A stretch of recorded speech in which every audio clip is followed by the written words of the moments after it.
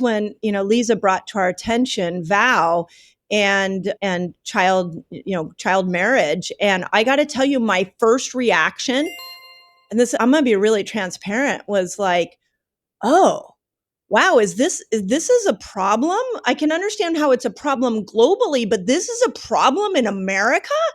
Like, I was completely naive to it. And it broke my heart when I understood that. So can we just start this conversation with, like, why is child marriage such a prevalent issue on our planet right now? And how do we just shine some light on the shadow side of our world, but also of America? Like, how did we Yeah. get here? Yeah.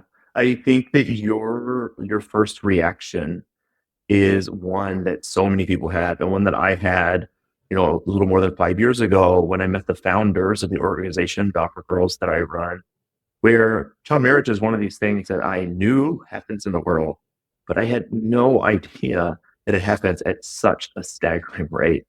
I It's mean, crazy. this year alone, it's crazy. This year alone, more than 12 million girls will become child brides. That equates to a girl every 3 seconds. Mm.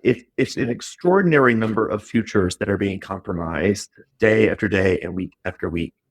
And, it happens on a truly global scale, right? Like in Right. the greatest concentration in Latin America, Sub-Saharan Africa, and across Asia.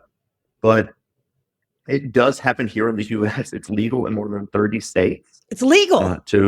Yes, legal in more than 30 states. In America, it's legal in more than 30 states to marry somebody who's underage. Yes, correct. And it looks different state to state, but I think it's still in 35-ish states, still very much legal. It's, of course, happening in the U.S. at a much reduced rate than what we see in other parts of the world, but still happening to far too many girls because, our basic belief, right, is that this is a decision that anyone should and everyone should be able to make for themselves. Yeah. And we know from both common sense and tons of research that if this one decision, if you're robbed of this one decision, it changes so many of the other opportunities that you have in your life. It alters and takes away so many other decisions that you get to have. So explain to me, and I'm just going to go through the American lens right now. How does a child all of a sudden fall into a marriage she didn't want to be a part of? Like, as a parent, my first brain is like, where's the parent? And then, as somebody who tries to understand the culture, I guess my next thing would be, is this a religious thing? Like, is it attached to a religion? And I mean that with deep respect. I'm not trying to, say that religion's the problem, but I would say that's where my brain goes to, is like, oh, this must be people who are a part of certain religions, and where are the parents?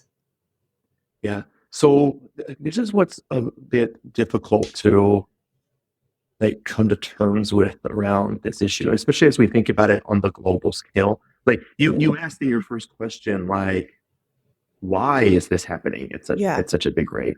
And unfortunately, the real answer there is it happens at such a high rate because people don't believe that girls are deserving of the same choices that boys are. Like this, ingrained sort of bias against women and girls that someone might know better for them. Wow. That's a really, it gives me chills just saying and thinking about it. It breaks my heart. It breaks our heart. So what we see happening around the world and why girls become child brides is often because it's like what we've always done, right? This local social norm that persists where, well, I had an early marriage. Your grandmother had an early marriage. Of course, you're going to have one. We also see that a lot of, I really believe, especially from meeting lots of parents around the world and talking to them about this issue, that no one does this with ill intention. They're primarily doing it when they're worried about everyone's going to get fed. They're often struggling with extreme poverty. They're living in a place where either conflict or climate change is causing a lot of uncertainty in their lives. And suddenly they're looking for potential solutions, and marrying off children is one of the solutions that they turn to.